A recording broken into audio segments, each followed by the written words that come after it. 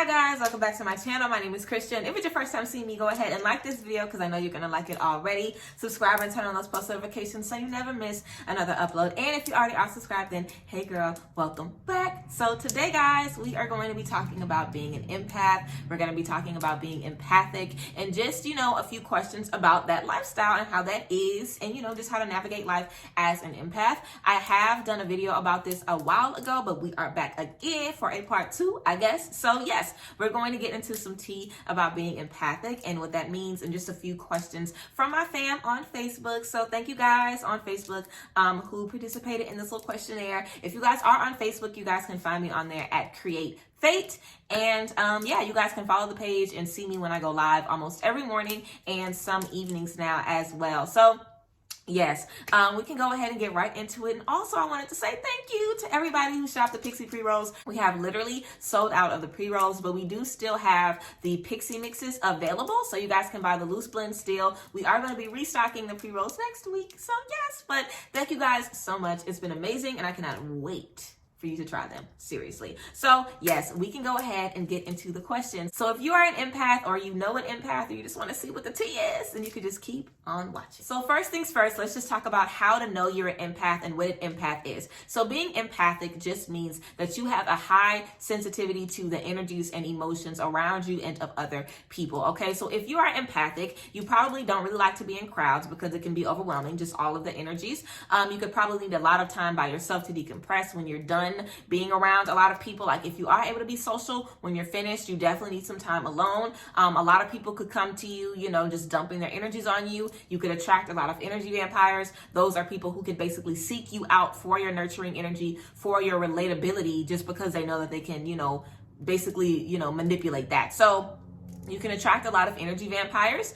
You can be the person that people always go to for advice. You could typically be someone that carries someone's energy whenever they're done and over it. Like you could be in a situation where your homegirl tells you about something that her man did to her and she might be mad about it for a little bit, but you can carry that sadness with you and you could be wondering like, dang, I don't know why I'm upset or I don't know why I feel like this, but it's because someone told you something and their energy was so upset. So now it's stuck to you. You could also be able to read the vibrations or read the energies in a room when you walk in a room, or typically if you know how to control your energies as an empath, you could definitely calm down a situation or calm down a room or something like that. You might be good at manipulating energies, like if someone needs something to be calmed down, or if you can get a situation up there or you can calm a situation down real quick. So being good at manipulating energies as well. So those are a few ways that you can basically know that you are empathic. If those things sound familiar to you, then you can definitely be someone that is empathic. Also, if you're empathic, you'll typically be able to see the energies of those that you're close to, maybe a little bit better. I remember when I was in Atlanta, I could I was very able to tell the energies that my friend was going through in Dallas, even though I was in Atlanta and I wasn't seeing her for that entire time and I was away from her for a while. But whenever you're with somebody for a long time, you can pick up on their energies even when you're not around them. Like your best friends, your man, your woman, your parents. If you're around somebody for a long time, you can definitely tell when something's going on with them even when you are far away from them. So yes, those are basically just a few different ways that you can tell you're empathic. Also, you could probably tell when somebody is lying or things like that. So basically, yeah, those are ways you can tell if you are an empath. Let me know if y'all like my hair. If y'all like my hair, I might do a tutorial for y'all. This is the second day of my wash and go basically, but I really like it. I'm gonna see how big and how fluffy it gets. But so that is how you know if you are an empath. If you experience those things, then I would definitely say that you are empathic. I feel like a lot of people have that ability. I feel like most people have abilities and gifts. So I feel like being able to pick up on energies and, just the emotions of people that you're around and things like that. I feel like that's kind of like a basic, intuitive instinct. So I feel like a lot of people who are intuitively connected to some degree are able to, have empathic abilities as well. So yes, let's get into the rest of the questions. I do have all of my social media listed down below. Again, these questions came from the Facebook. So the first one we have is about protecting yourself from someone else's energy. So I would definitely recommend to protect yourself from someone else's energy. I will tell you to wear crystals. I have my amethyst on today. Okay, you guys know I tell you guys to shop from SPE Spa Organics for crystal jewelry, as well as Beating Hearts, yes, for crystal jewelry. So I will have both of those on the screen with coupon codes for both of them. But that's what I like to use, to protect myself and things like that.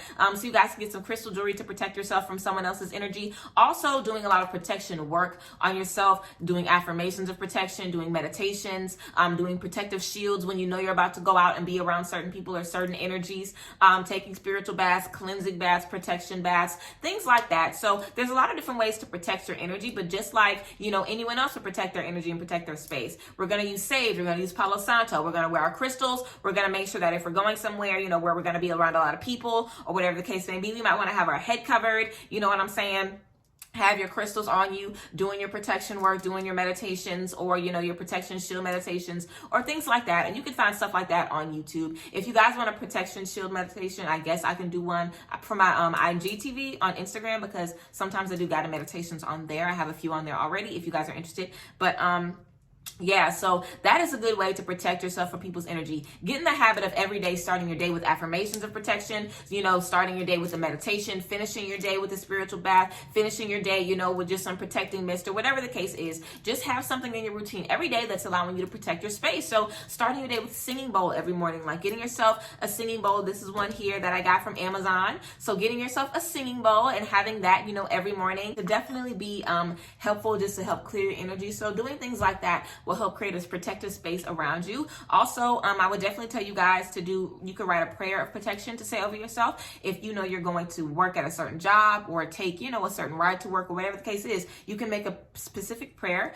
and write it out and just read it to yourself every morning, where you're asking, for God to protect you, protect your energy, protect your space, protect those around you, keep you protected, keep you safe. It's as simple as that. Speaking protection over yourself daily is going to be a good thing to just protect your energies all the time. So get into the habit every morning, saying your protection prayer, or wearing your crystals, like I said, doing your spiritual bath every single day. If you can't do a spiritual bath every day, because that is a lot to do every single day, then do your affirmations or things like that. But yeah, those are just a few ways that you can protect yourself every day. Also, how to disconnect from other people's energies, how to separate energies, and also kind of how to navigate between different moods that you pick up on from other people. So first things first, if you have people around you and you pick up on their energies a lot, cord cut them, period. You need to cut the cords on your friends if you're around them all the time and you're picking up their nasty energy, your coworkers, whoever you're around. If you're picking up their nasty energy, you need to cord cut them, okay? That is how you disconnect with someone's energy that is constantly on you and bothering you. Cord cut them. Now, separating energies from people and also picking up random moods. Whenever you are in a space and you are feeling unpleasant, there's some anxiety going on, there's some anger going on, there's some impatience, there's some frustration, whatever you're feeling that is not a good emotion for you to be feeling, whatever you're feeling that is negative or whatever you're feeling that is disrupting your space, I would definitely tell you to ask yourself, why am I feeling this? Where is it coming from? Is it coming from me? Am I feeling this, or am I feeling this way because I just witnessed something or someone just said something to me and they had that energy, so now I'm picking it up? That is going to be, asking yourself that question and communicating with yourself is going to be basically the easiest way to separate from your energy and the energies of others, and also those random moods. Ask yourself, I'm feeling upset now. I was fine a few minutes ago, so what happened that has me pissed off? Have I looked at something on social media that I'm carrying? Have I seen something on TV that I'm picking up on? Like, when you are empathic, you have to be very careful of the energies that you pick up on. It's easy for your energy to be disrupted. Very easy. So you would definitely want to just ask yourself, why am I feeling this? Why am I feeling this? Is this coming from this, or is it coming from me? Doing that a few times is going to just kind of get your energy in the habit of not even clinging on to those energies from other people.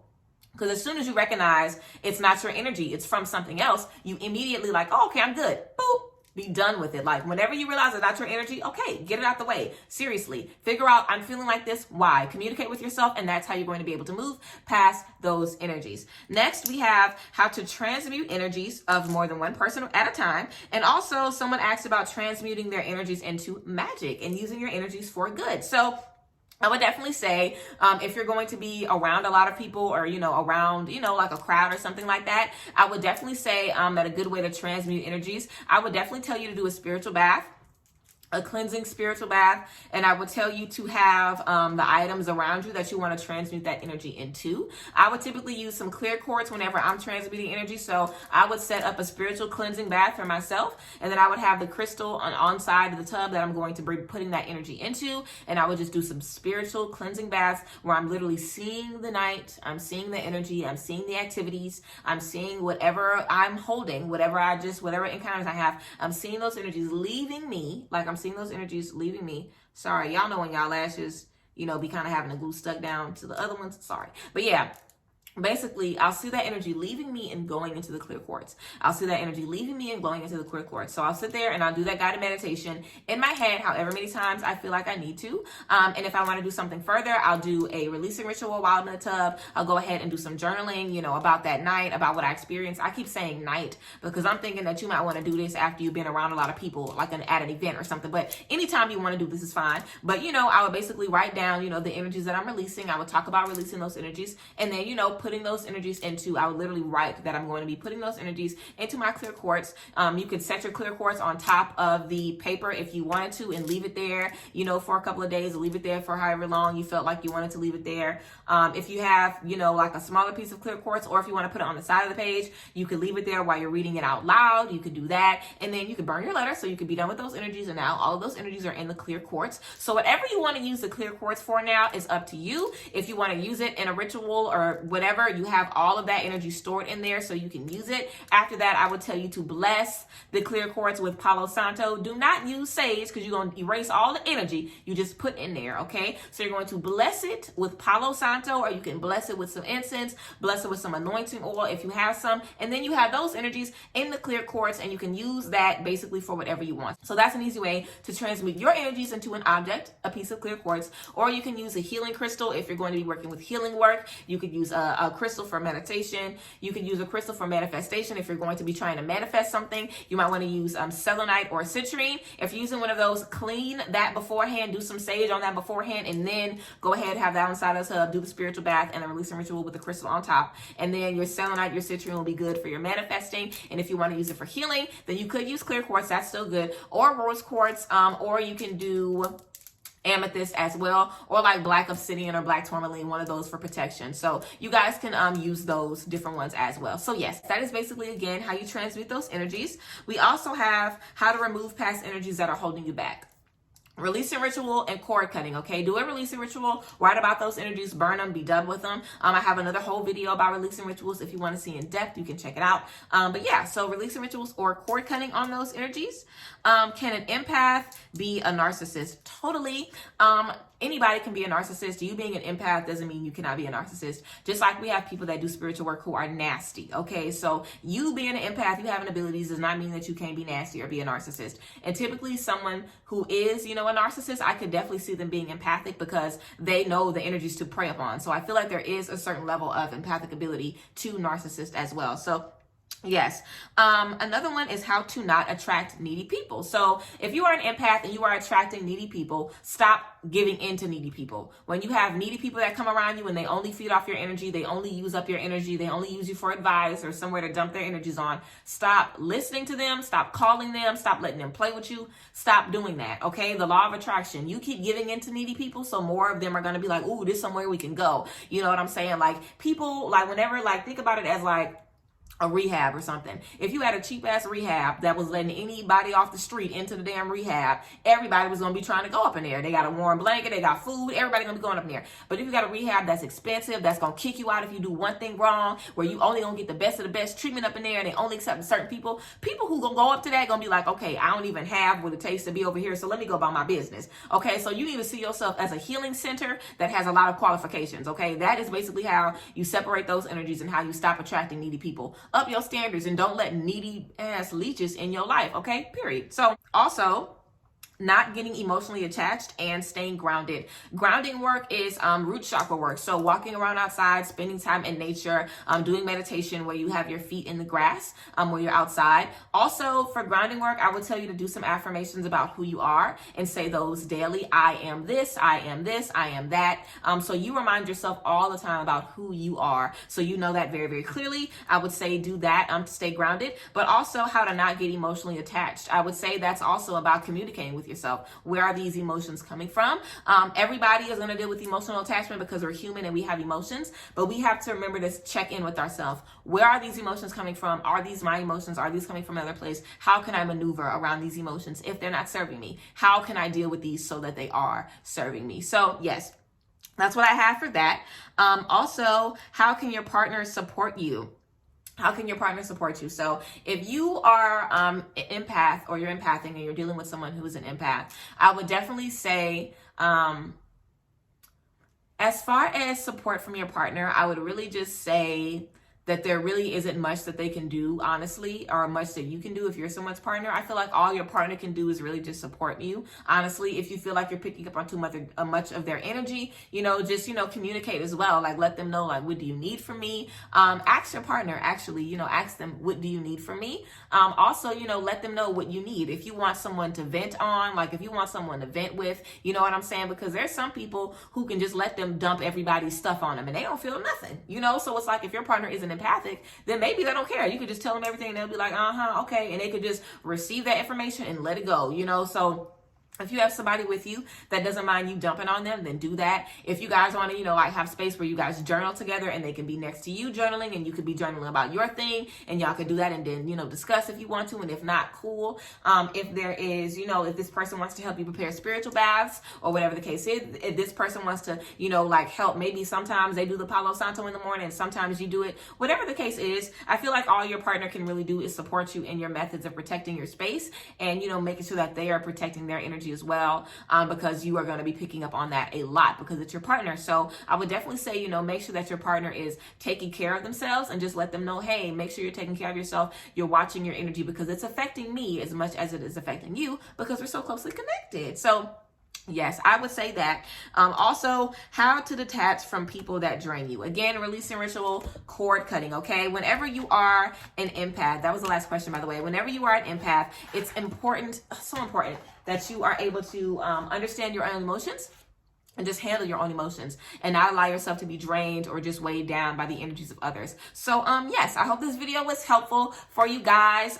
If you guys have any other videos that you want to see made or any suggestions, leave them down below in the comment section. I also have private readings always available. You guys can always book private readings with me at my website. I have my social media down below as well if you guys want to check that out in the description box. I love you guys and thank you for watching this video and hanging in there with me. And I will see you guys next time. Have a great day. Bye, guys. Bless.